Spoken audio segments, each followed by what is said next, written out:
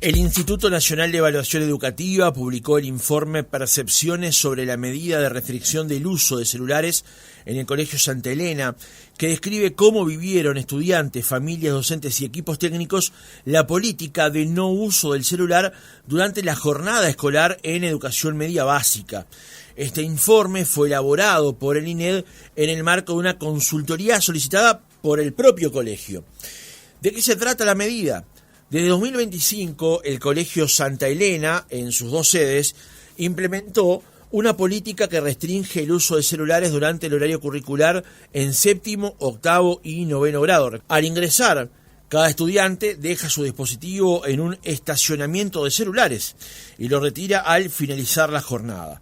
Para actividades académicas, los docentes pueden solicitar el uso del aula móvil de informática. El objetivo general fue describir las percepciones de los distintos actores sobre el no uso del celular durante la jornada escolar e identificar beneficios, limitaciones y desafíos pendientes. La evaluación, según se concretó, fue positiva. Es el primer estudio en el país sobre esta limitación y fue realizado justamente por este instituto estatal, como decíamos, a pedido del propio colegio.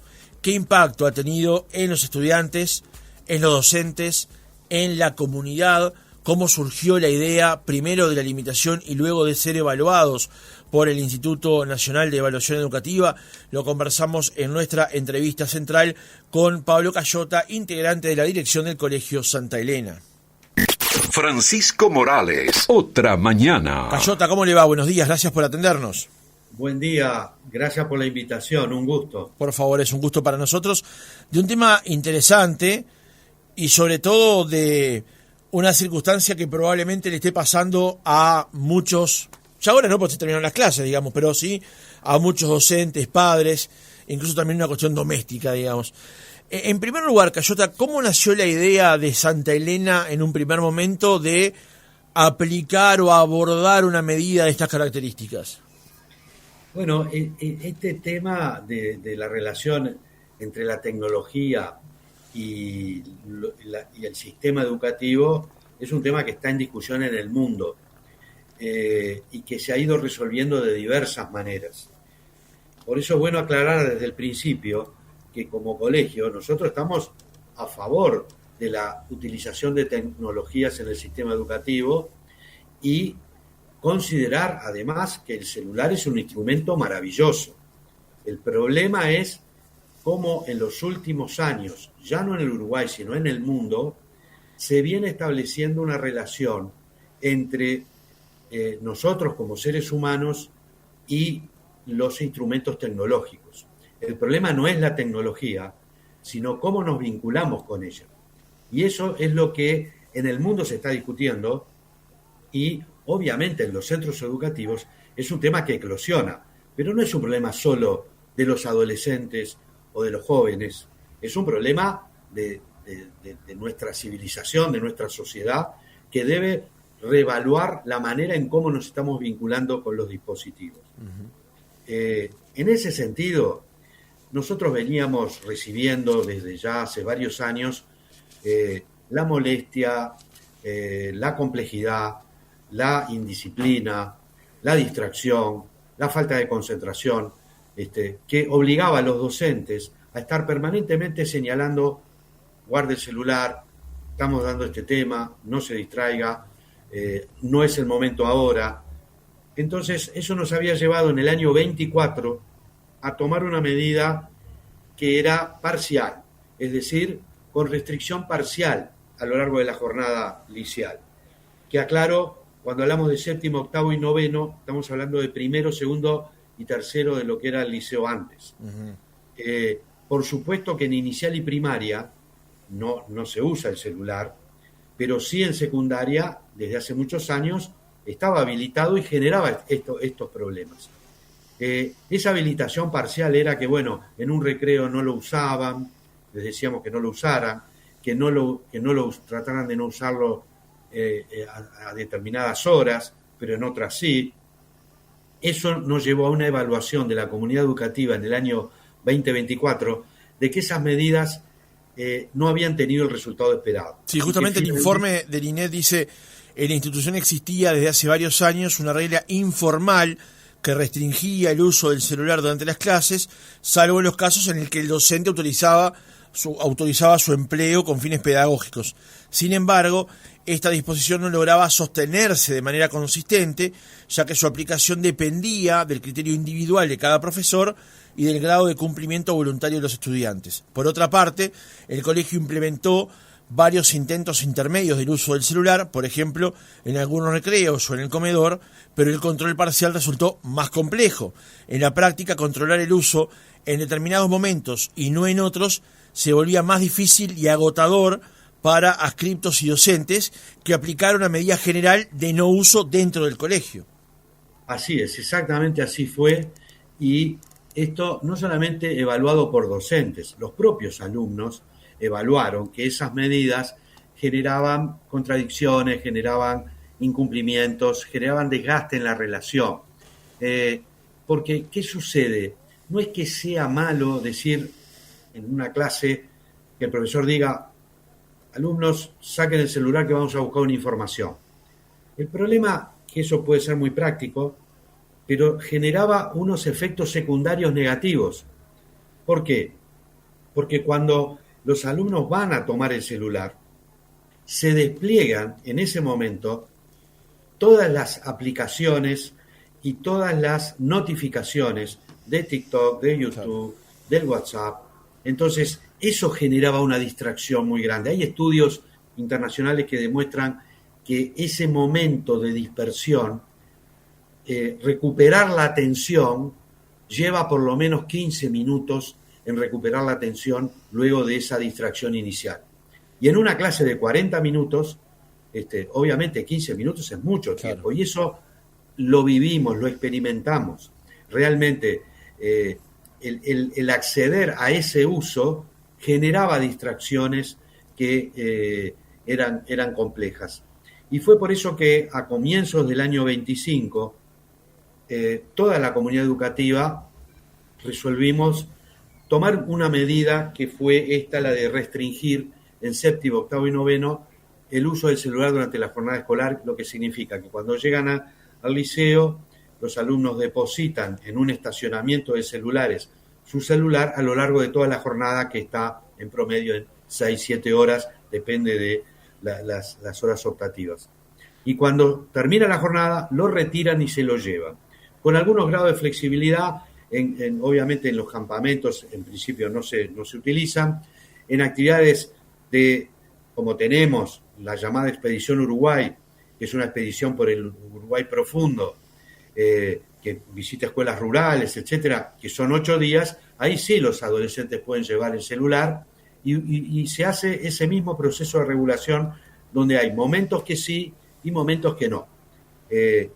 Los resultados de esta medida, como el informe del INED lo manifiesta, que yo quiero detenerme un minuto en esto, porque seguramente hay alguna otra experiencia de colegios que han aplicado esta restricción, pero es la primera vez que un colegio solicita a una institución de prestigio con autonomía técnica, como es el Instituto Nacional de Evaluación Educativa, una evaluación externa de la medida. Claro. Porque ¿cuál es el objetivo de todo esto?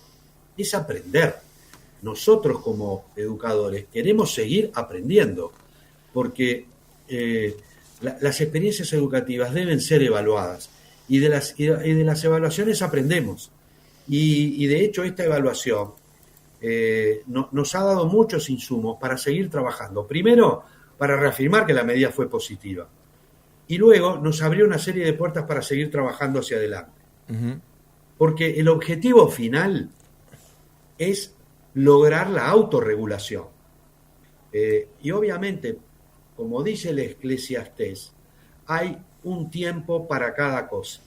Y eso es el mensaje que le damos a los adolescentes. Hay un tiempo para usar el celular y hay un tiempo para no usarlo y para estar en otra cosa.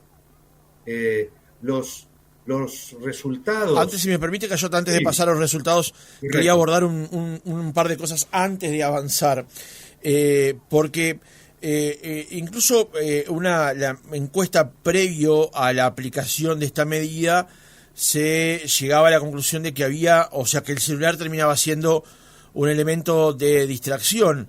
El 77% justamente entendía eso, y el 83% permitía también elementos de dificultad de atención. O sea, cuando se abordaba el teléfono, se demoraba en volver a tener la misma atención que se tenía previo al uso del mismo, y además el tener el teléfono en el entorno terminaba siendo un elemento justamente de distracción. Pero el informe agrega algo interesante, que obviamente a usted como director del colegio me interesa su reflexión, que es: fuera del aula, los recreos se caracterizaban por aislamiento y menor interacción presencial entre estudiantes, quienes tendían a jugar o navegar con sus dispositivos. O sea, a lo complejo que resultaba para el proceso educativo dentro del aula el uso del celular individual fuera de la clase en el recreo hacía que hubiese menos interacción entre los chiquilines. ¿Es así? Así es, efectivamente es así. A veces no nos damos cuenta, no solo los adolescentes, los adultos, de lo que eso significa, estar zambullido dentro del celular. Entonces, en los tiempos de convivencia fuera de aula, también había efectos negativos vinculados a la socialización, vinculados a la convivencia, vinculados incluso a sacar fotos, a hacer emojis, a veces con un espíritu discriminatorio, es decir, todos esos efectos que las redes tienen, bueno, tenían un lugar dentro del espacio educativo, y es lo que sucede en cualquier institución educativa cuando los celulares están con libre disponibilidad. Uh-huh. Entonces, todo ese diagnóstico, falta de concentración, falta de atención, distorsión de los aprendizajes, problemas de convivencia, segregación, discriminación, todos esos, no es que la culpa fuera del celular, es lo del principio, la relación que se establece con el dispositivo, que necesita ser educada. Uh-huh. A nadie se le ocurre entregarle a un adolescente de 13 años un auto para que lo maneje. A nadie se le ocurre a un adolescente de 13 años decirle: mirá, metete en cualquier barrio de cualquier manera, movete como quieras. Hay que acompañarlo para que él progresivamente, en algún momento, pueda así conducir un vehículo, pueda así moverse con autonomía, pueda así tomar decisiones. De eso se trata, de ganar libertad para tomar decisiones. Y eso es un proceso educativo. Por eso nosotros decimos, a veces se plantea la falsa oposición: yo soy prohibicionista o no soy prohibicionista. Es una falsa oposición. Acá no somos prohibicionistas por vocación.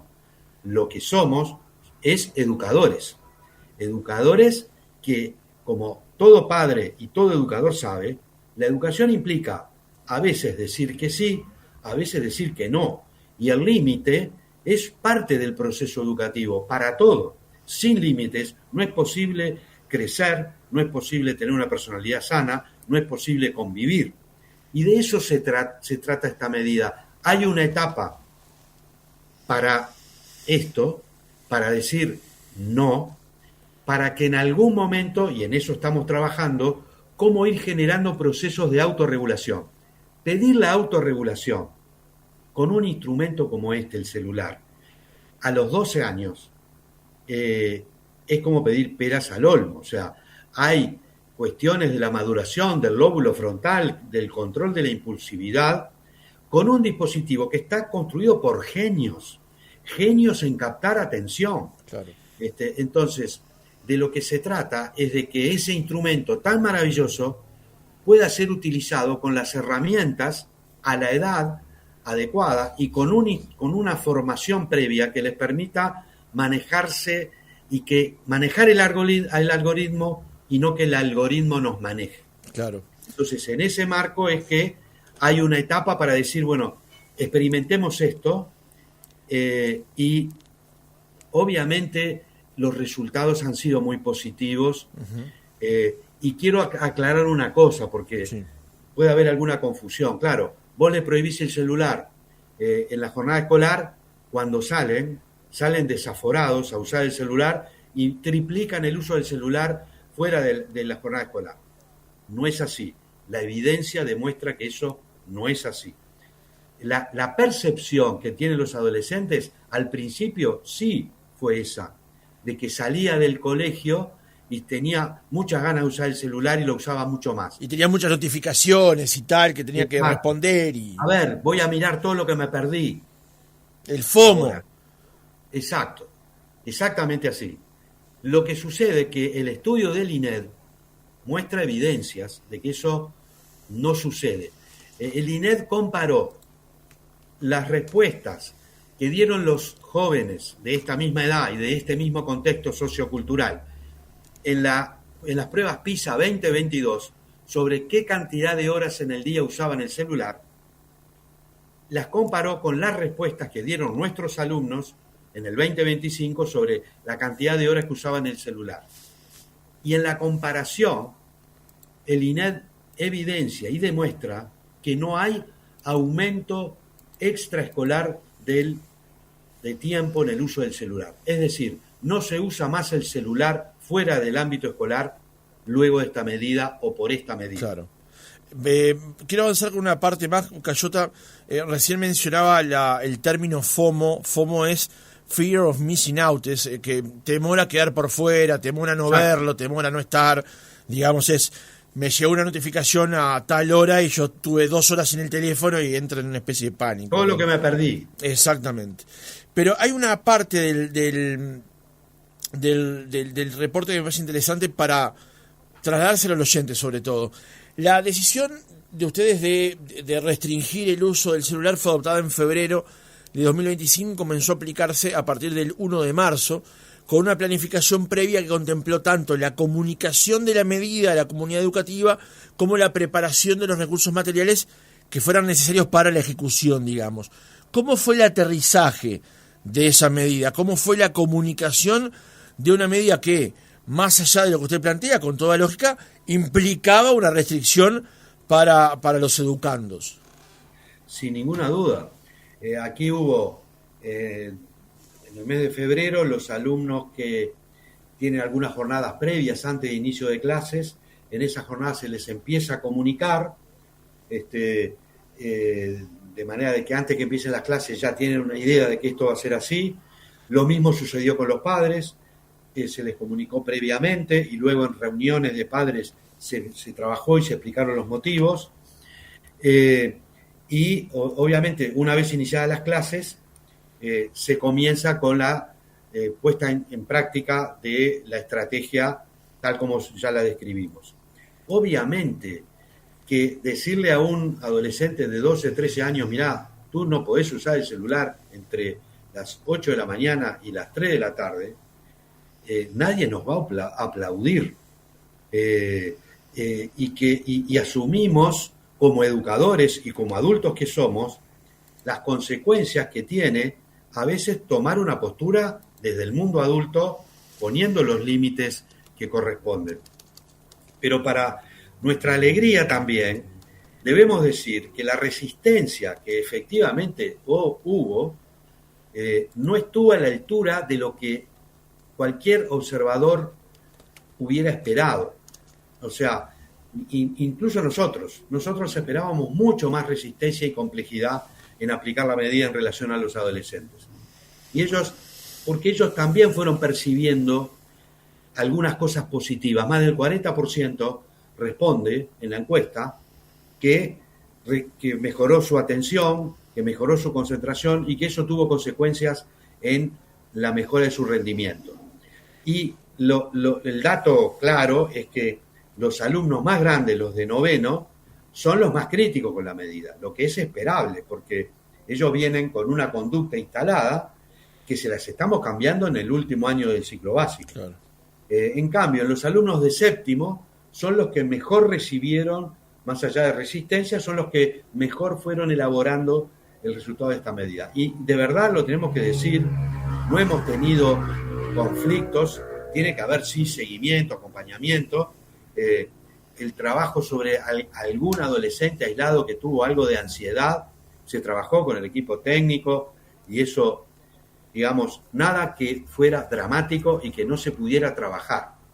Eso lo quiero dejar bien claro porque habla muy bien también de los adolescentes, que, digamos, tienen la resistencia lógica ante una medida de este tipo, pero que cuando se les explica, cuando ellos empiezan a visualizar algunas ventajas, van valorando la medida y van no generando esa resistencia radical que se podría haber esperado. Claro. Nosotros creemos que en el futuro esta generación de séptimo, cuando pasa octavo y cuando pasa noveno, va a tener más asumido que este es un comportamiento instalado de esta forma, mientras seguimos trabajando en la autorregulación, porque no es solo tomar la medida del celular, es acompañar esto con mejora en la tecnología, porque nosotros usamos tecnología, tenemos rack con computadoras para que vayan al aula, porque es valioso tener tecnología para generar procesos de aprendizaje.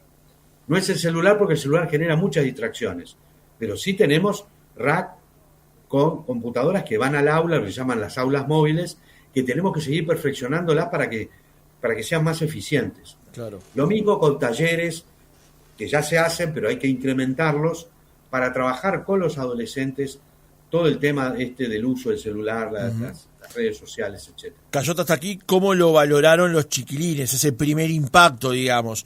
En el caso de los docentes, describieron la medida de los grupos focales con palabras de valoración mayoritariamente positivas. Y algunas que me llamaron la atención. Por ejemplo, la califican de acertada, favorable, positiva, necesaria, también de innovadora, desafiante, valiente, humanizadora o humanizante. ¿Cómo recibieron ustedes estas valoraciones de parte del cuerpo docente? La verdad, con mucha alegría, porque obviamente si el cuerpo docente no está involucrado en esta práctica, es muy difícil llevarlo adelante. O sea, estas medidas no se pueden tomar desde una cúpula y decir, en todos lados y a toda hora hágase esto. Las experiencias educativas no funcionan así. Las experiencias educativas necesitan que los distintos actores estén convencidos y las llevamos adelante de manera conjunta. Y que además hagamos lo que hicimos, que las evaluemos y aprendamos de ellas. A mí me quiero detener en lo humanizante porque hay una anécdota que para nosotros hace valer la pena todo el esfuerzo y toda la energía que se ha puesto en esto. A principio, una vez instalada la medida, un alumno que había ingresado este año al colegio, venía de otra institución, estaba en el patio y la scripta se acercó a preguntarle, bueno, ¿cómo te estás sintiendo ahora que venís de otro colegio? Y me dice, me mira, respondió el adolescente. ¿Cómo? Le dice la scripta, me mira. De donde yo venía, nadie me miraba porque estaban todos mirando el celular. Esa anécdota es reveladora de esa vuelta a algunas cuestiones que son las tóxicas que a veces genera el uso adictivo de la tecnología. No el uso positivo, sino el uso negativo. Y en ese marco volvieron, como decíamos, los juegos de caja a los recreos, volvieron las sobremesas en la hora del almuerzo, se conversa, volvieron los juegos recreativos y creativos. Entonces, todo eso tiene impactos muy positivos en la convivencia. Bajaron los niveles de toxicidad en relación al uso de las redes, no se sacan más fotos dentro de la... Lo que no quiere decir que después que salen del colegio no estén en redes, pero estamos sacándole 6-7 horas de exposición negativa a los adolescentes que se pueden poner en situaciones de riesgo. Claro, ¿verdad? Claro. Cuando el jueves abordamos este tema y planteamos que íbamos a hacer un reportaje esta semana, la oyente del 978, Susana, nos escribió y nos dijo: buenos días, Francisco, mis 3 nietos van al Santa Elena de Lagomar, estoy totalmente de acuerdo con la medida, que lo usen solo cuando sea necesario, decidido por el docente, están aprendiendo a socializar y por lo menos se miran a las caras al hablarse. Parece una cosa tan básica y genera tal sorpresa que se planteen estos términos, porque debería ser lo normal, pero había un elemento, un dique allí que impedía que esto ocurriese eventualmente. Así es, y me alegro mucho del comentario del oyente, y también hay que agradecer a los padres de los dos colegios Santa Elena, porque más del 91% en la encuesta respaldó la medida porque vio efectos positivos en sus hijos, tanto en términos de convivencia como en términos de contracción al estudio, aprendizaje. En ese sentido, no tenemos más que agradecer realmente al INED, porque es un lujo para el país tener instituciones serias, académicamente reconocidas, con autonomía técnica. Ellos hacen un estudio con absoluta autonomía, y es bueno poder contar con ellos. Obviamente el colegio los contrató, pero ellos hacen el estudio de manera absolutamente autónoma. Y nosotros hicimos esta evaluación porque nos parece que ese es un tema que tenemos que discutir, seguir discutiendo en la sociedad uruguaya. Nosotros no queremos ser ejemplo de nadie. Siempre lo decimos, las experiencias educativas son experiencias educativas que sirven para inspirar a otros. Las experiencias educativas no se copian porque cada experiencia educativa tiene una serie de contextos y de condicionalidades que hay que tener muy presente. No se pueden replicar mecánicamente. Pero quisimos hacer una contribución a la discusión de este tema en el Uruguay y en el mundo, porque se está discutiendo y no hay tantos estudios en el mundo sobre esto, para que sigamos avanzando, para que sigamos todos aprendiendo. Nosotros nos ubicamos en el lado del aprendiz permanente, que queremos seguir aprendiendo y cómo seguir generando procesos educativos que nos lleven al objetivo central, que ¿cuál es? La autorregulación, para que los alumnos se formen como personas libres, que sean capaces de dominar el algoritmo y no que el algoritmo los domine a ellos. Cayota, en el informe del INED, en el apartado, denme un segundo porque lo tengo abierto aquí en la computadora, donde se habla de la percepción sobre los efectos de la medida en el comportamiento, la convivencia y la atención en clase de los estudiantes, en la percepción de los propios estudiantes. Lo que señala el informe de la Institución Nacional de Evaluación Educativa es que tanto en los grupos focales como en la encuesta se observa que hay una clara diferencia de percepción sobre la medida entre los estudiantes de séptimo y los de octavo y noveno. Es probable, dice el informe, como usted también lo manifestó, que la diferencia esté marcada por haber tenido la experiencia del usar el celular en el liceo años anteriores y aquellos que, como venían de primaria, no podían hacerlo. Los estudiantes que no habían pasado por la experiencia de usar el dispositivo en el colegio viven la medida como algo más razonable, mientras que los niveles de superiores la perciben de forma más controvertida, expresando en algún caso desagrado y en otros interpretándola incluso como una especie de penitencia. Ahora nos puede devolver el celular ya que aprendimos, digamos. ¿Cómo evalúa usted como educador estas diferencias que pueden surgir por las razones de edad justamente y de cuál fue su experiencia previa, lo que implica esta medida? Es totalmente normal y esperable comportamientos de ese tipo y respuestas de ese tipo. Es maravillosa la respuesta de los alumnos de noveno. Ya vivimos la experiencia, ya entendimos que estábamos mal antes, ya nos sacaron el celular. Bueno, ahora que entendimos, devuélvanoslo. Obviamente estamos pensando en estrategias para el bachillerato, que es la nueva etapa en la que estos alumnos de noveno van a estar el año próximo, sobre de qué manera damos un paso más en esto de lograr la autorregulación. Tampoco, y lo sabemos, y cualquiera que sea padre también lo va a entender, no todas las medidas que a veces tenemos que tomar como adultos tienen que recibir el aplauso de los adolescentes, el aplauso inmediato, la aprobación inmediata. No somos amigos, no somos pares de los adolescentes, somos sus educadores o somos sus padres. que no es lo mismo. Entonces, ese lugar que tenemos que ocupar tiene estas cosas, tiene encuentros y desencuentros. Jamás perder el diálogo, porque jamás lo perdimos y seguimos dialogando y escuchando lo que los adolescentes tienen para decirnos. Y esto que lo han dicho, lo seguimos escuchando y por eso estamos trabajando para que en el bachillerato encontremos estrategias que propendan más a la autorregulación. Y no solo a decir, bueno, no pongo el celular. Lo que pasa es que tenemos que decir nuevamente que hay un tiempo para cada cosa. Y ese tiempo para cada cosa, por supuesto que ese mismo adolescente de noveno seguramente quisiera manejar a los 10 años o a los 11 años, pero no se puede.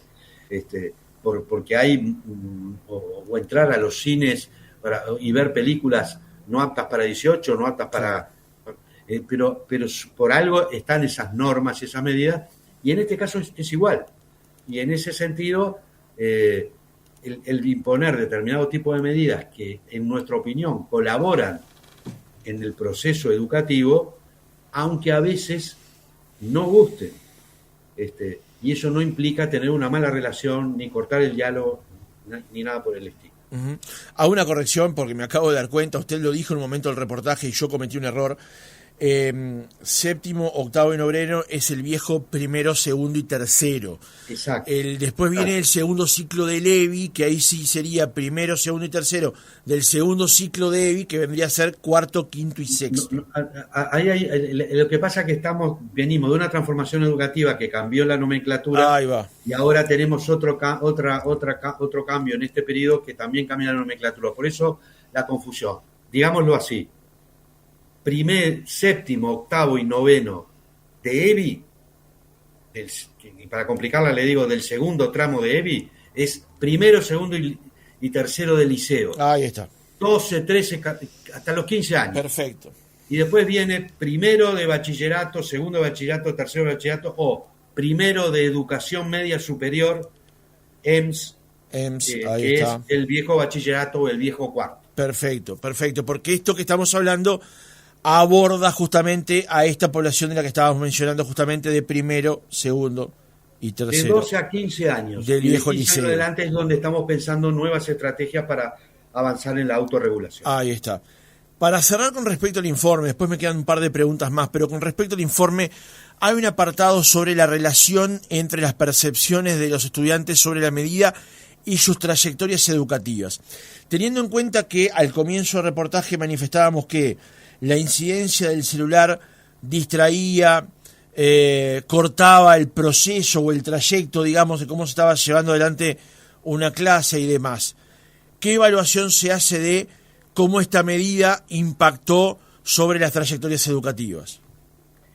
Bueno, hay que decirlo con franqueza, todavía es muy pronto para hacer una evaluación de impacto definitivo sobre las trayectorias educativas.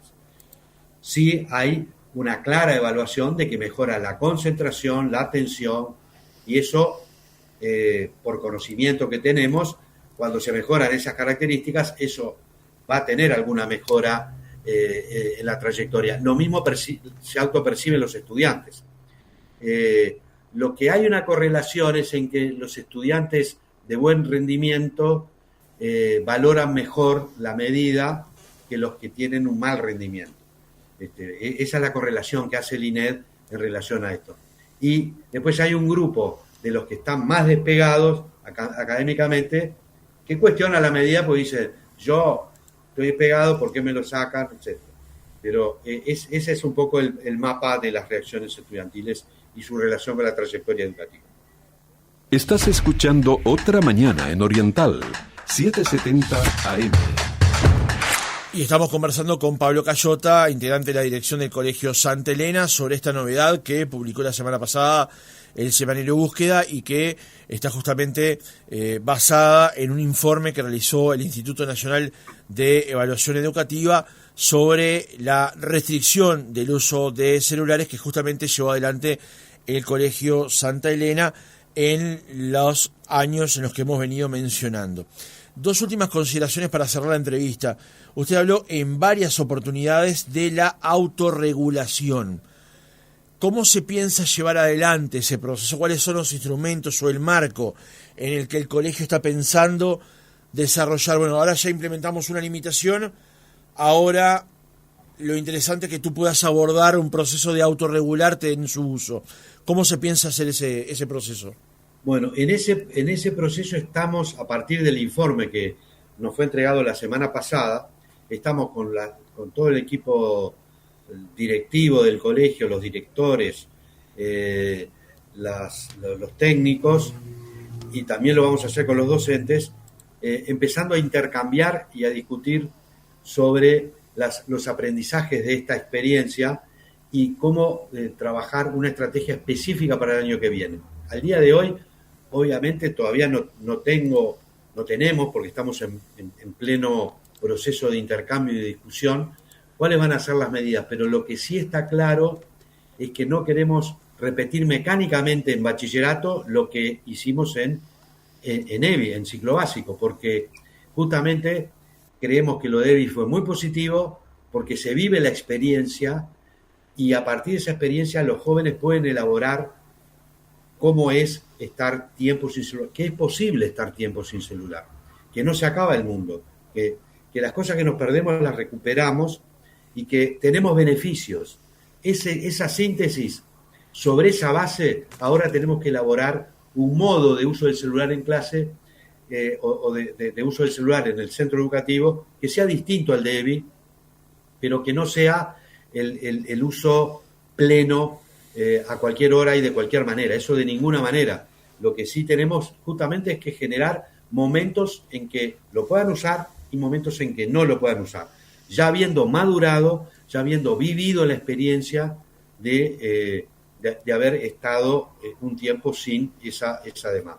Claro. La otra pregunta que le quería hacer, Cayota, es si esta idea, a usted como experto en la materia, se lo pregunto ahora, entiende que es escalable, o sea, que se pueda llevar a otros colegios, a otras realidades. Y se lo pregunto también porque si bien, como dice el informe, ustedes habían llevado adelante unos proyectos y unas ideas que en primera instancia fracasaron, fue también la base para la otra medida que resultó a la postre exitosa, digamos. Entonces la pregunta es, ¿esto es escalable? ¿Y cuál sería una manera correcta, en última instancia, de poder eventualmente copiar o llevar a la práctica un proceso similar o en otros colegios privados o también en liceos públicos de una medida de estas características? Usted me dijo recién experto y yo lo voy a corregir. Voy a decir, soy un aprendiz permanente y alegre, como dice la canción. La alegría de ser un eterno aprendiz. Pero ¿por qué pongo acento en esto? Porque creo que estamos aprendiendo todos. Acá nadie puede dar recetas mágicas. Esto es un proceso de aprendizaje. Recién estamos empezando a aprender. Y creo que en esta etapa lo que necesitamos es que se multipliquen las experiencias. Uh-huh.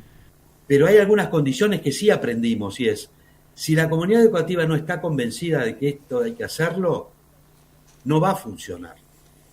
En nuestro caso funcionó porque la comunidad educativa se convenció, como bien decías tú recién, que tuvimos una experiencia en el 2024 que no funcionó, pero aprendimos de ella. Y a partir de ahí, de ese convencimiento de la comunidad educativa, logramos implementar esta medida.